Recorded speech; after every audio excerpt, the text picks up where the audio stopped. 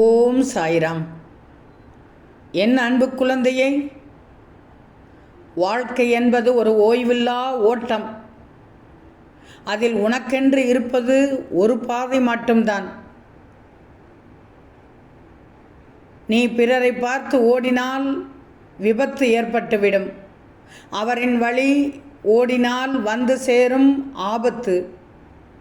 சில நேரம் உன் வழியில் கூட கல்லும் முள்ளும் இருக்கத்தான் செய்யும்.